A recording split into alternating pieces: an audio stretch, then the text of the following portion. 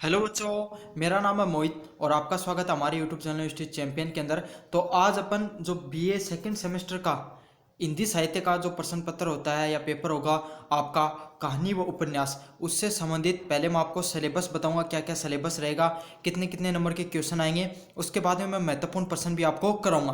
तो अगर आप डायरेक्ट महत्वपूर्ण प्रश्न देखना चाहते हो तो थोड़ा वीडियो को आगे कर लेना, 3 से 4 मिनट बाद में आगे कर लेना। साथ के साथ आप चैनल को सब्सक्राइब कर दीजिए। मैंने सभी सब्जेक्ट के जो बीए सेकंड सेमेस्टर के महत्वपूर्ण प्रश्न बता दिए हैं, तो आप वो भी प्लेलिस्ट में जाकर देख लीजिए। तो सबसे पहले बात करें, जो आपका प्रश्न पत्र होगा वो कितने नंबर का होगा? दो, टोटल 150 नंबर का आपका पूरा पेपर होता है। यह दो भागों में डिवाइड किया जाता है। पहला जो थ्योरी का पेपर होता है वो होता है 120 नंबर का, मतलब जो आप एग्जाम देने जाओगे एग्जाम हॉल के अंदर तो आपको 120 नंबर का प्रश्न पत्र दिया जाएगा। साथ के साथ 30 नंबर जो आप बच गए, आप बोलोगे 30 नंबर और कहाँ जाएंगे, वो आपका इंटरनल एग्जाम के रूप में होगा, आंतरिक मूल्यांकन के रूप में होगा। तो कुछ इस प्रकार से आपका 150 नंबर बन जाते हैं। आप एग्जाम देने जाओगे वो पेपर आएगा, वो कितने नंबर का आएगा? 120 नंबर का आएगा। ये मेजर एग्जाम का पेपर होता है। मेजर मतलब ऐसी एग्जाम जो कंपलसरी एग्जाम, जिन्हें पास करना आपको कंपलसरी होता है। ठीक है, तो हिंदी साहित्य के दो पेपर होते हैं। अगर आप एक में कम नंबर आते हो तो आपको पेपर आपका बैक रह सकता है, साथ साथ आप फेल भी हो सकते हो अगर आपके 40% से कम नंबर बनते हैं। साथ के साथ काफ़ी बच्चों के सवाल आता है कि पास होने के लिए कितने नंबर चाहिए।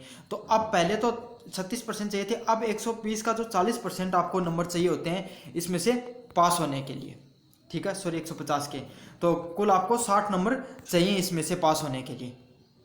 हाँ, और अगर अपन बात करें क्रेडिट की तो जो है 6, इसमें आपको टोटल 6 क्रेडिट पॉइंट मिलेंगे। ठीक है, एक क्रेडिट 25 नंबर का होता है। अगर आपके 50 नंबर आते हैं तो 2 क्रेडिट मिल जाएंगे, और अगर 75 नंबर आते हैं तो 3 क्रेडिट मिल जाएंगे। ठीक है, क्रेडिट के हिसाब से भी आप पास हो सकते हो। तो देखो 3 भागों में आपका पेपर बांटा होगा। सबसे पहले खंड ए आएगा, जिसमें एक अति लघुतरात्मक प्रश्न होंगे और संपूर्ण पाठ से 10 प्रश्न पत्र पूछे जाएंगे। मतलब क्या होगा, छोटे छोटे 10 प्रश्न पूछे जाएंगे आपको, अति लघुतरात्मक वाले छोटे छोटे 10 प्रश्न। हर प्रश्न कितने नंबर का होगा? 2 नंबर का होगा। तो खंड ए होता है वो अति लघुतरात्मक का होगा। प्रत्येक चैप्टर से आपको छोटे छोटे प्रश्न पूछे जाएंगे 10। हर जो प्रश्न है वो 2 नंबर का होगा। टोटल कितने नंबर हो गए?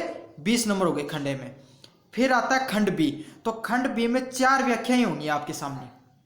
ठीक है, जिसमें से इकाई 2 व 3 से निर्धारित पाठ से एक एक कहानी से, और उपन्यास से 2, मतलब कहानी से तो 2 आएंगी और उपन्यास से 2 आएंगी। तो इस प्रकार कुछ आपकी 4 व्याख्याएं आपको करनी होंगी। हर व्याख्या आपकी कितने नंबर की हो गई? 10 नंबर की हो गई। ठीक है, तो कितने नंबर हो गए? ये हो गए 40 नंबर। तो जो खंड बी है लघुतरात्मक प्रश्न वाला, उसमें आपको 4 व्याख्याएं करनी होगी। 4 व्याख्याएं, हर व्याख्या 10 नंबर की होगी। टोटल नंबर कितने हो गए? 40 नंबर हो गए। अब बात करें, आपके 4 निबंधात्मक प्रश्न आएंगे।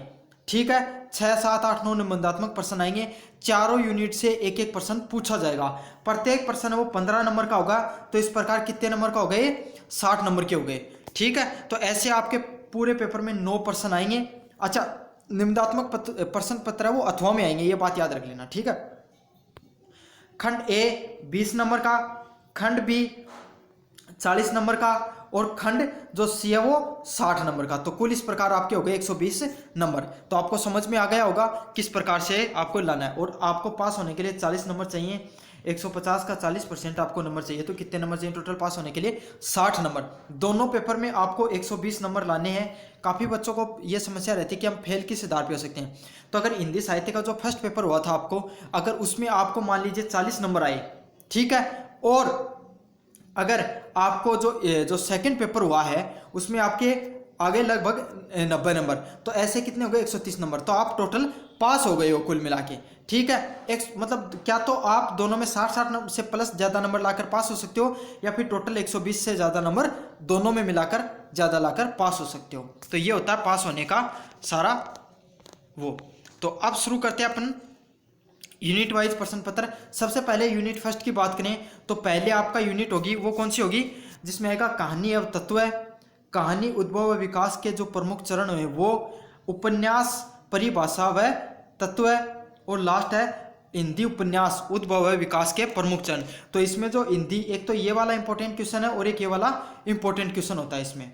ठीक है, यूनिट सेकंड में आपकी कहानी आती है, जिसमें कौन सी आती है? उसने कहा था, चंद्रधरन शर्मा गुलेरी के द्वारा, पूस की रात प्रेमचंद के द्वारा, आकाशदीप जयशंकर प्रसाद के द्वारा लिखी हुई, और पर्दा नामक किताब है वो किसके द्वारा, यशपाल के द्वारा।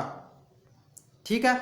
उसके अलावा यूनिट नंबर 3 आती है जिसमें राजा निर्बसिया के द्वारा कमलेश नामक जो कहानी है कमलेश्वर के द्वारा लिखी हुई, वो गदल नामक कहानी है वो राघव के द्वारा लिखी हुई है, वो वाली कहानी है।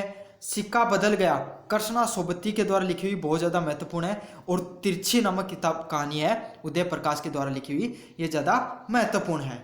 ठीक है। उसके अलावा एक उपन्यास आएगा आपका, कौन सा आएगा, ग्लोबल गांव के देवता, ये किसके द्वारा लिखा है ना, रणेंद्र के द्वारा लिखा गया है। तो ये कुछ आपका सिलेबस है जो आपको आएगा। मैंने आपको बता दिया कि किस प्रकार से आपको पेपर में पास करना है, कितने नंबर लाने हैं, किस तरीके से आपको पेपर करना है। अब बात करते हैं महत्वपूर्ण प्रश्नों की। तो सबसे पहले अगर अपन बात करें पहले नंबर क्वेश्चन की तरफ, वह है उसने कहा था कहानी के मुख्य पात्र लैला सिंह की चरित्र विशेषताओं पर प्रकाश डालिए। तो उसने जो कहा था वो नामक कहानी है, उसके मुख्य पात्र है लैला सिंह, उसके चरित्र विशेषताओं पर आपको क्या करनी है, टिप्पणी डालनी है।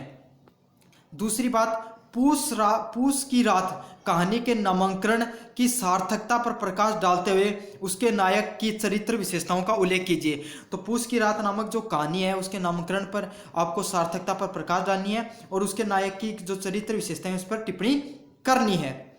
तीसरा नंबर प्रश्न है प्रेमचंद की पूस की रात की कहानी, कला और विशेषताएं बताइए। तो प्रेमचंद के द्वारा जो पूस की रात कहानी है ये सबसे ज़्यादा मोस्ट इंपॉर्टेंट क्वेश्चन है, ये क्वेश्चन आएगा शायद तक।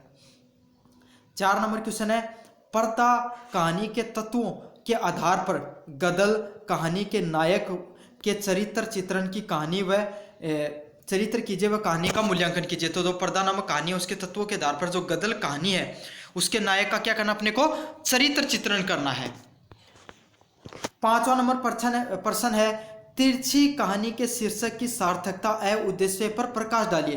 तो जो तिरछी नामक कहानी है उसके जो शीर्षक है उसकी सार्थकता उद्देश्य पर आपको क्या डालनी है, प्रकाश डालना है। ठीक है। 6 नंबर क्वेश्चन है ग्लोबल गांव के नायक कौन थे, उसकी चरित्र विशेषताओं पर टिप्पणी कीजिए। तो ग्लोबल गांव का जो नामक जो उपन्यास है उसके नायक कौन थे और उसकी चरित्र विशेषताओं पर आपको टिप्पणी करनी है। 7 नंबर क्वेश्चन है ग्लोबल गांव के देवता उपन्यास के उद्देश्यों व तत्वों के आधार पर समीक्षा कीजिए। अब बढ़ते हैं 8 नंबर क्वेश्चन की तरफ। आधुनिक हिंदी कहानी के उद्भव व विकास पर प्रकाश डालिए। तो आधुनिक हिंदी के जो कहानी है उद्भव व विकास पर प्रकाश डालना आपको। 9 नंबर क्वेश्चन है कहानी उपन्यास व उद्भव व विकास पर टिप्पणी कीजिए। और 10वां नंबर क्वेश्चन है कहानी व उपन्यास में अंतर बताइए। तो ये इनमें से आपको ये प्रश्न 3 देख जाना, इसमें से 15 नंबर जरूर आ जाएंगे आपको। धन्यवाद।